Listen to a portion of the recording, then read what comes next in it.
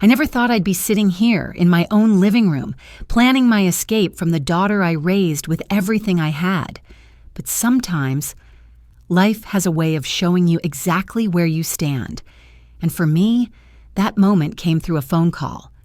Zara forgot to hang up. My name is Margaret Wilson, and this is the story of how my daughter tried to steal my house and put me in a nursing home. What she didn't know was that I had one card left to play, and when I played it, everything changed. Let me take you back to the beginning to show you how we got here. 32 years ago, I was a young mother with a 2-year-old daughter and a husband who died in a car accident on his way home from work. In one terrible night, I went from being a wife and mother to being a widow, trying to figure out how to survive. Sarah was so small then, barely walking, with those big brown eyes that seemed to ask questions I didn't have answers to. I remember holding her that first night after the funeral, promising her that somehow, some way, I would give her everything she needed. I would be both mother and father. I would make sure she never felt the absence of what we'd lost. And I kept that promise, even when it meant selling my wedding ring to pay for groceries, even when it meant working double shifts at the hospital as a nurse while taking a second job cleaning offices at night. Sarah never knew about those nights when I'd come home at 2 a.m., fall asleep on the couch, still in my uniform, and wake up at 6 to get her ready for school.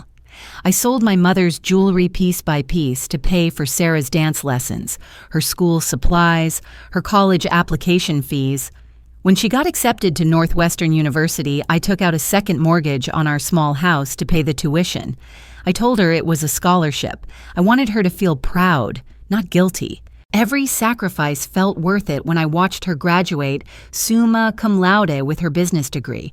She looked so beautiful in her cap and gown, and when she hugged me afterward, she whispered, "Thank you for believing in me, Mom." I thought that moment would carry us through anything.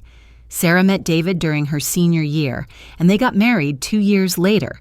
He seemed like a good man then, ambitious, driven, respectful. During the wedding planning, I spent my entire savings account on giving her the day she dreamed of. The dress alone cost $3,000, but seeing her face when she tried it on made every penny worth it. After they were married, I thought we'd grown closer. They'd come for Sunday dinners, and Sarah would help me in the kitchen, just like when she was little. David would watch football with his feet up on my coffee table, treating my house like a second home. I was happy to have them there. I was happy to matter. 5 years ago, when Sarah mentioned they were looking to buy a house but couldn't afford anything in a good neighborhood, I made a decision that seemed natural at the time. I sold my small house and used that money, plus my retirement savings, to buy this beautiful 4-bedroom home in Oakwood Heights. It cost me everything I had, $680,000, but it had enough space for all of us. "You can live with us, Mom," Sarah had said, her eyes bright with excitement as we walked through the empty rooms. "David's going to travel a lot for work, and I don't want to be alone. Plus, you're getting older, and this way we can take care of each other." I put the house in my name, of course. It was my money, my investment, my security, but I made sure Sarah and David felt at home here. I gave them the master bedroom with the walk-in closet and the ensuite bathroom. I took the smaller room down the hall, the one that faced the backyard. I told myself it was temporary, just until they could afford their own place. But temporary stretched into months, then years. David's business trips became longer and more frequent. Sarah threw herself into her career at the marketing firm, working late nights and weekends. Our Sunday dinners became occasional takeout eaten while watching TV. The conversations that used to flow so easily became polite exchanges about the weather and work. I started to notice small changes. The way Sarah would rush past me in the hallway without making eye contact. The way David would take phone calls in hushed tones behind closed doors. The way they'd stop talking when I entered a room, as if my presence was an interruption to their real life. But I told myself it was normal. Young couples needed their space.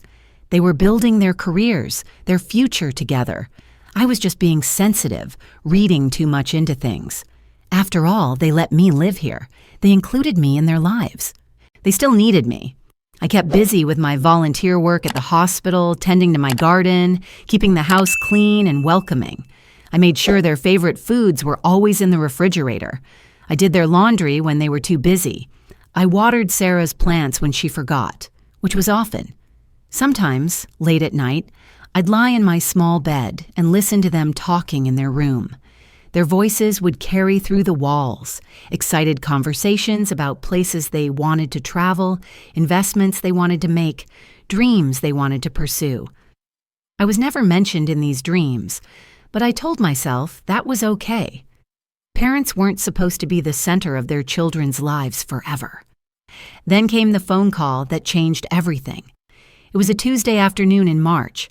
I was in my room folding laundry and listening to the radio when I heard Sarah's phone ring in the kitchen. She answered it quickly, and I could hear her moving around downstairs.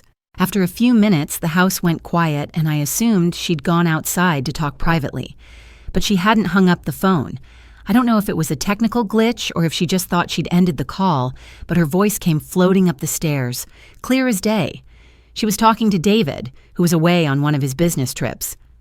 "The meeting with the real estate agent went really well," she was saying. "She thinks we can get at least $890,000 for this house, maybe more if we stage it right. The market in this neighborhood is insane right now." I stopped folding, my hands frozen on one of David's t-shirts. I know, Sarah continued, and I could hear her pacing around the kitchen. "I feel bad about it sometimes, but David, we can't keep living like this. He's getting older, and honestly, he's starting to, forget things. Leave the stove on. I found him standing in the garden at midnight last week, just staring at nothing." My heart started pounding. She was talking about me. She was talking about selling my house. "The assisted living place I looked at is really nice," Sarah went on. "It's only $4,000 a month, and they have activities and medical staff. He'd probably be happier there, around people his own age. And David, with the money from the house sale, we could finally buy that condo downtown we've been looking at, the one with the view of the lake." I sat down heavily on my bed, the laundry basket sliding off my lap. "I know he bought this house," Sarah said, her voice getting quieter. "But honestly, David, I think he's forgotten that. He talks about it like it's been in the family for generations or something. And legally, since we've been living here and taking care of everything, there might be ways to, handle the situation." There was a pause, and then she laughed. Actually laughed. "He has to go to a nursing home," she said, her voice suddenly louder and more decisive. "That's what I told the financial advisor. Once he's settled somewhere appropriate, we can take care of the house situation. It's not like he's going to need this much space anymore." I don't remember moving, but suddenly I was standing at the top of the stairs, gripping the banister so hard my knuckles went white.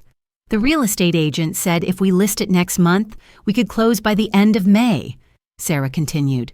"Perfect timing, because David's promotion comes through in June and will need to be established in the new place before then." My legs felt weak. I made my way back to my room and sat down, staring at the wall where I'd hung a photo of Sarah's college graduation. In the picture, she had her arm around my shoulders, both of us beaming with pride and joy. "I should go," Sarah was saying downstairs. "I need to call Mom and see if she wants to go grocery shopping later. I have to keep everything normal until we're ready to move forward with the plan." The plan. They had a plan for my life, for my house, for my future, and I wasn't part of the discussion. I was just an obstacle to be managed. I heard her footsteps on the stairs, and I quickly went back to folding laundry, trying to look busy when she appeared in my doorway. "Hey, Mom!" she said brightly, as if she hadn't just been plotting to steal my house and warehouse me in a nursing home. "Want to go to the grocery store? I thought we could pick up stuff for that pasta dish you like." I looked at her, really looked at her, and saw a stranger. This wasn't the little girl I'd sacrificed everything for. This wasn't the young woman who'd whispered thank you in my ear at her graduation. This was someone who could smile at me while planning to take away everything I had left. "Sure, honey," I heard myself say. "That sounds nice." But inside, something had broken, or maybe something had finally snapped into place. As we drove to the store, Sarah chatted about her work, about David's latest business trip, about the neighbor's new car. I made appropriate sounds, nodded at the right moments, played the part of the aging mother who was grateful for her daughter's attention.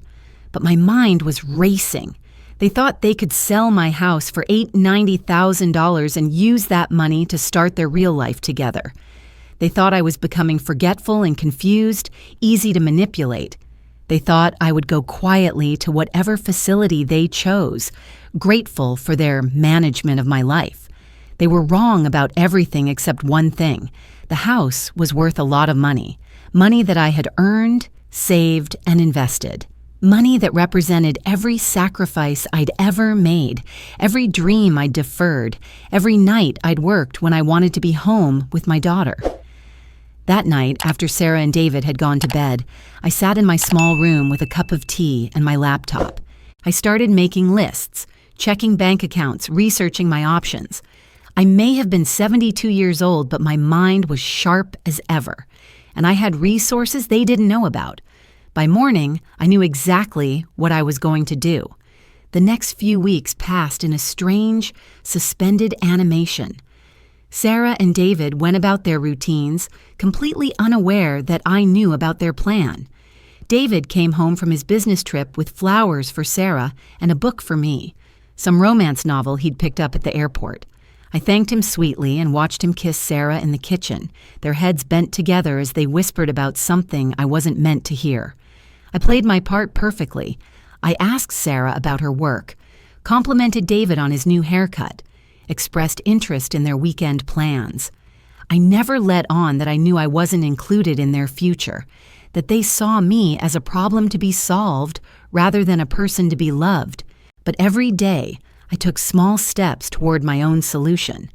I called my lawyer, Robert Chen, whom I'd known for 15 years. I told him I wanted to review my will and discuss some property matters. He was happy to meet with me, and when I explained my situation, carefully, without revealing my daughter's betrayal, he listened with the grave attention of someone who'd seen family dynamics tear apart many times before. "Mrs. Wilson," he said gently, "this house is in your name alone. You have every right to do whatever you want with it. But are you sure this is the best course of action? Have you talked to Sarah about your concerns?"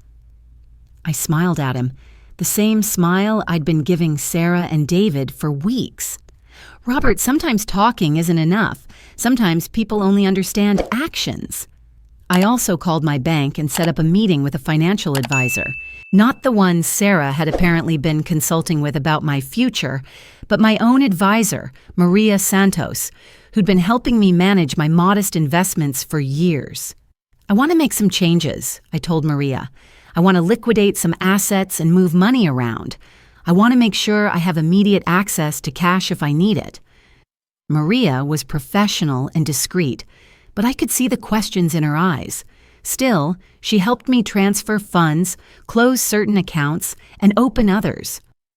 By the end of our meeting, I had more liquid capital available than I'd had in years. The hardest part was maintaining the facade at home. Sarah would come home from work exhausted, and I'd offer to make her dinner. David would complain about his latest business trip, and I'd listen sympathetically. We'd sit together watching television in the evenings, and I'd pretend that everything was normal, that my world hadn't been turned upside down by an overheard phone call. But late at night, when they were asleep, I'd sit at my computer and continue my research. I looked into real estate agents, property values, moving companies, and small apartments in nearby towns. I read about elder law, property rights, and the legal obligations adult children had toward their parents. The answer was very few. I also started quietly going through my belongings, deciding what I would take with me and what I would leave behind. The process was both heartbreaking and liberating. So many of the things I'd accumulated over the years were really just physical reminders of a life that was already over. The good china I'd bought for family dinners that rarely happened anymore. The photo albums full of pictures of Sarah growing up, back when I was the center of her world. I kept a few meaningful things. My mother's pearl necklace, which I'd managed not to sell during the lean years, the quilt my grandmother had made, a few books that had been my companions through lonely nights. Everything else could stay with the house. Sarah and David could decide what to do with the remnants of my life here. 3 weeks after the phone call, Sarah announced that she and David were planning another business trip. This one would be longer, a full week in Chicago, where David's company was considering opening a new office. "Will you be okay here alone, Mom?" Sarah asked, but I could see the anticipation in her eyes. A week without me around to complicate their planning. "Of course, dear," I said. "I'll keep myself busy with the garden. Spring is coming and there's so much to do." They left on a Sunday morning, both of them cheerful and affectionate in their goodbyes. Sarah hugged me tight and told me to call if I needed anything. David reminded me that they'd left emergency numbers on the refrigerator. They drove away in their BMW, probably already discussing their plans for my future. They had no idea that their future was about to change completely. That afternoon, I called the real estate agent I'd been researching. Her name was Helen Morrison, and she'd been selling homes in this area for over 20 years. She had excellent reviews and a reputation for discretion. "I'd like to list my house immediately," I told her when she arrived for our appointment. "I need a quick sale, and I'm willing to price it competitively to make that happen." Helen walked through the house with professional enthusiasm, taking notes and measurements. When we sat down at my kitchen table to discuss the details, she looked at me seriously. "Mrs. Wilson, this is a beautiful home, and in this market, I think we can get top dollar for it. But selling a house is a big decision. Have you discussed this with your family?" I met her eyes steadily. "This is my house, Ms. Morrison. I'm the only one who needs to make this decision." She nodded, understanding more than she said. "In that case, I think we can have this listed by tomorrow and start showing it immediately. Houses in this neighborhood are selling within days of listing, sometimes with multiple offers." As if to prove her point, by Wednesday I had 3 offers. By Friday I'd accepted one for $895,000, even more than Sarah and David had hoped for. The buyers wanted to close quickly, and with an all-cash offer, we could finalize everything within 2 weeks. During that week, while Sarah and David were in Chicago planning my exile, I was planning my freedom. The morning after I accepted the offer on my house, I woke up with a strange sense of clarity I hadn't felt in years. For the first time since that devastating phone call, I wasn't angry or hurt. I was simply determined. Sarah and David were still in Chicago, probably visiting condos with lake views and calculating how much of my money they'd have to spend on their new life together. They had no idea that their calculations were about to become irrelevant. I made myself a cup of coffee and sat at the kitchen table where Helen Morrison and I had shaken hands on the biggest decision of my life. The morning light was streaming through the windows I'd washed just last week, illuminating the small herb garden I could see through the glass. I'd planted those herbs thinking I'd be here to harvest them this summer. Now someone else would enjoy the basil and rosemary I'd carefully tended. But instead of sadness, I felt something I hadn't experienced in a long time. Excitement about my own future. The realization had been building slowly over the past few weeks, but sitting there in my kitchen that morning, it crystallized completely. I didn't need anyone to validate my worth anymore. I didn't need Sarah's approval or David's grudging acceptance of my presence in their lives. I certainly didn't need them to make decisions about where I should live or how I should spend my remaining years. I was 72 years old, but I wasn't dead. I wasn't senile. I wasn't the confused, burdensome, elderly woman they apparently thought I was. I was a woman with resources, intelligence, and for the first time in decades, complete freedom to choose my own path. The phone rang, startling me out of my thoughts. It was Sarah calling from Chicago. "Hi, Mom!" Her voice was bright and cheerful. "How are you doing? Is everything okay at the house?" The house? Even now, even when she thought I couldn't hear her real thoughts, she couldn't bring herself to call it my house. "Everything's fine, sweetheart," I said, matching her tone. "How's your trip going?" "Oh, it's wonderful," she gushed. "David's meetings are going really well, and we've had some time to explore the city. We went to this amazing restaurant last night with floor-to-ceiling windows overlooking the lake. You would have loved it. No, I thought. You would have loved it. You and David. I would have been the elderly third wheel, the obligation you brought along because you felt you had to. That sounds lovely, I said. When will you be home? Sunday evening. David's last meeting is Friday, but we thought we'd stay the weekend and maybe do a little shopping. Is that okay? Of course. Take your time and enjoy yourselves. After I hung up, I sat quietly for a moment, thinking about how easily the lies came to both of us now. She was pretending to care about my well-being while planning to ship me off to assisted living. I was pretending that everything was normal while preparing to disappear from her life entirely. But there was a difference. Her deception was motivated by greed and convenience. Mine was motivated by survival. I spent that day calling the people I needed to call and making the arrangements I needed to make. Robert Chen, my lawyer, helped me expedite the legal paperwork for the house sale. Maria Santos, my financial advisor, helped me set up the accounts where the proceeds would be deposited. I called a moving company and arranged for them to come the following week to pack and store my belongings. I also did something I'd been putting off. I started looking for a new place to live. I'd been researching apartments in nearby towns, but as I scrolled through listings that morning, I realized I was thinking too small. Why should I limit myself to staying nearby? What was keeping me here except habit and the assumption that I needed to remain available for a daughter who was planning to get rid of me anyway? I opened my laptop and started searching more broadly.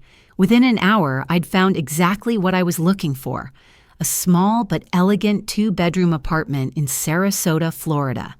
It was in a building that catered to active seniors, with a pool, a fitness center, and organized activities for those who wanted them. The apartment itself had a balcony overlooking a garden, and the rent was reasonable enough that I could afford it comfortably with my Social Security and the interest from investing the house proceeds. I called the property manager, explained that I was relocating from Ohio, and arranged to put down a deposit immediately. She was happy to work with me remotely, and by the end of our conversation, I had a move-in date of April 15th, just 2 weeks away. For the first time in months, I felt genuinely excited about something. That evening, I walked through the house that had been my home for 5 years, really looking at it. I'd put so much love into this place, thinking it would be where Sarah and I would create new memories together, where maybe someday I'd watch grandchildren play in the backyard. Instead, it had become a beautiful prison, where I'd slowly turned invisible. But now, it was going to become my freedom. The next few days passed in a blur of activity. The moving company came to give me an estimate and schedule the pickup of my belongings. Helen Morrison brought potential buyers through for final walkthroughs. I signed papers, transferred funds, and made dozens of small decisions about the logistics of completely changing my life. I also spent time writing, not just lists and practical notes, but letters. A letter to my neighbor, Mrs. Patterson, thanking her for her friendship and asking her to keep an eye on the house during the transition. A letter to Dr. Martinez, my physician, requesting that my medical records be transferred to a new practice in Florida. A letter to the volunteer coordinator at the hospital, explaining that I was relocating and would need to end my service there. And finally, the hardest letter of all. The one I would leave for Sarah and David. I must have started that letter 20 times. How do you explain to your child that you know she was planning to betray you? How do you say goodbye to someone who stopped seeing you as a person worthy of respect and started seeing you as a problem to be managed? In the end, I kept it simple. Dear Sarah and David, by the time you read this, I will be gone and this house will belong to its new owners. I have moved to Florida where I will be starting a new chapter of my life. I want you to know that I heard the phone conversation where you discussed selling my house and placing me in assisted living. I want you to know that I am not confused, forgetful, or incapable of managing my own life. I am a 72-year-old woman with a sharp mind, financial resources, and the legal right to make my own decisions. I have sold the house that I bought with my own money and moved to a place where I will be valued and respected. The proceeds from the sale will support me for the rest of my life, which I intend to live fully and independently. I raised you with love, sacrifice, and the belief that family means supporting each other through life's challenges. I'm disappointed that you saw me as a burden, rather than as someone worthy of honesty and inclusion in decisions about my own future. I wish you both happiness in whatever life you build together. You will build it without me, which seems to be what you wanted anyway. Margaret. I sealed the letter in an envelope and left it on the kitchen counter where they'd be sure to find it. On Thursday afternoon, one day before Sarah and David were due to return from Chicago, the movers came. They were efficient and professional, carefully packing the belongings I was taking with me and loading them into a truck that would drive to Florida while I flew there the next morning. I kept out one suitcase of essentials and the few truly precious items I wanted to carry with me personally. My mother's pearl necklace, my grandmother's quilt, and a single photo of Sarah as a little girl, back when she looked at me like I was her whole world. That night, I slept on an air mattress in my empty bedroom, listening to the house settle around me. It was strange how different the place felt without my furniture, my books, my personal touches. It was no longer my home, it was just a building where I'd lived for a while. Friday morning, I woke up early and took a long shower in the master bathroom that had never really felt like mine. I dressed carefully in my favorite blue dress and the pearl necklace, and I did my hair and makeup as if I were going somewhere important, which I supposed I was. Helen Morrison arrived at 10 a.m. with the new owners for the final walkthrough and key exchange. They were a young couple with a baby, and they walked through the empty rooms with the kind of excitement and hope I remembered feeling when I'd first seen this place. They talked about where they'd put the nursery, how they'd landscape the backyard, what color they'd paint the kitchen. "This is going to be perfect for us," the wife said to me, as we stood in the living room where I'd spent so many evenings watching television with Sarah and David, believing I was part of a family. "Thank you for taking such good care of it." "I hope you'll be very happy here," I told her, and I meant it. At noon, I climbed into the taxi that would take me to the airport. As we pulled out of the driveway, I didn't look back at the house. I was done looking backward. My flight to Florida was smooth and uneventful. I spent the 3 hours reading a novel I'd bought in the airport bookstore, a romance about a woman who reinvents her life after her husband leaves her for a younger woman. The happy ending felt possible in a way it hadn't for a long time. The apartment in Sarasota was even better than it had looked in the photos. The property manager, Mrs. Rodriguez, met me personally and showed me around the building. The apartment was bright and airy, with that promised garden view from the balcony. The building was full of people my age who were clearly living active, engaged lives. I saw them in the lobby, the pool area, the community room, laughing, talking, planning activities together. "You're going to love it here," Mrs. Rodriguez said as she handed me my keys. "We have book clubs, water aerobics, game nights, day trips to local attractions. There's always something going on if you want to participate, but nobody pressures you if you prefer to keep to yourself." I thanked her and spent the rest of the afternoon in my new home, waiting for my furniture to arrive and thinking about the life I was going to build here. For the first time in years, my future felt like a blank page I could write on however I chose. Meanwhile, 200 miles away in Ohio, Sarah and David were probably getting ready to board their flight home from Chicago, excited to return to their house and continue planning their future with their money. They had no idea what was waiting for them. I didn't sleep much Saturday night, not because I was anxious or regretful, but because I was too energized by the newness of everything. My furniture had arrived that afternoon, and I'd spent hours arranging and rearranging it in my new space. Everything looked different here, and somehow that felt symbolic.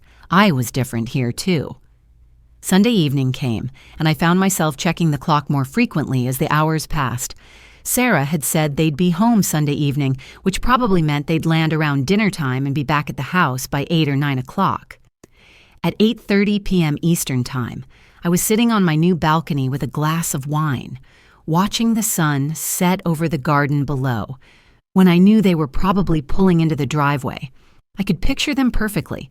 Tired from traveling, maybe a little irritated with each other after being cooped up in airports and planes all day, ready to get back to their comfortable routines. David would be thinking about work tomorrow, the emails that had probably piled up while he was gone. Sarah would be thinking about the laundry that needed to be done, the groceries they'd need to buy. They'd probably be discussing their week, making plans, comfortable in the assumption that their biggest problem, me, was still safely tucked away in the small bedroom down the hall, none the wiser about their schemes. I imagined David getting their suitcases out of the car while Sarah grabbed her purse and the souvenirs they'd bought. They'd walk up to the front door chatting about something mundane, maybe the neighbor's new fence or the way the grass was starting to green up for spring. David would slide his key into the lock the way he had hundreds of times before, except this time the key wouldn't turn. I took another sip of wine and smiled. He'd probably try it again, thinking maybe he'd just hit it at the wrong angle. When it still didn't work, he'd hand the key to Sarah, thinking maybe his hands were too cold or he was just tired from traveling. But her key wouldn't work either. They'd look at each other with confusion at first, then growing alarm. Had they been robbed? Had someone changed the locks as a prank? Was there some kind of mistake? Then one of them, probably Sarah, would notice the envelope taped to the front door. The envelope with their names written in my careful handwriting. The envelope containing the letter that would explain everything. I could picture Sarah tearing it open, her hands shaking slightly as she unfolded the paper. I could imagine David reading over her shoulder, both of their faces changing as they realized what had happened. The shock would hit them first, then the disbelief, then, as the full implications sank in, the rage. They started screaming. That's what I'd told myself would happen, and I was probably right. Not just yelling, but screaming. The sound of people whose carefully laid plans had just exploded in their faces. Sarah would be screaming that this wasn't possible, that I couldn't have done this, that there had to be some mistake. David would be screaming about lawyers and legal action and how they were going to fix this mess. But there would be nothing to fix. The house was sold, legally and completely. The money was mine, earned by my years of work and sacrifice, and now safely deposited in accounts they knew nothing about. I was gone, moved to a place where they couldn't find me even if they tried, which they probably wouldn't, once the initial shock wore off and they realized what it would cost them to track me down, and what they could realistically do about the situation even if they found me. I was a competent adult who had made legal decisions about my own property. No court in the world would force me to give them my house or my money. As I sat on my balcony in Florida, I found myself wondering what they'd do next. Would they try to call me? The phone number they had was disconnected as of that morning. Would they show up at the hospital where I used to volunteer, hoping someone there knew where I'd gone? Would they contact Robert Chen, who would politely explain that attorney-client privilege prevented him from sharing any information about my whereabouts or plans? Eventually, they'd have to face the reality of their situation. They'd have to find a new place to live, probably a much smaller and less expensive place than they'd been planning to buy with my money. They'd have to figure out how to afford their lifestyle without the windfall they'd been counting on. They'd have to live with the knowledge that their greed and callousness had cost them not just money, but their relationship with me. Most importantly, they'd have to live with the fact that I'd outsmarted them completely. I raised my wine glass in a toast to the Florida sunset and to the woman I'd been before I overheard that phone call, the woman who thought she needed her daughter's love and approval to have value in the world. That woman was gone now, replaced by someone stronger and wiser and completely free. In the distance, I could hear laughter from the pool area, where some of my new neighbors were having an evening swim. Tomorrow, I thought, I might join them. I might sign up for the book club Mrs. Rodriguez had mentioned, or try the water aerobics class, or take one of those day trips to local attractions. I had time now. I had money. I had choices. For the first time in years, I had a future that belonged entirely to me. And somewhere in Ohio, Sarah and David were standing in front of a house they couldn't enter, holding a letter that explained exactly how much they'd underestimated the woman they'd tried to discard.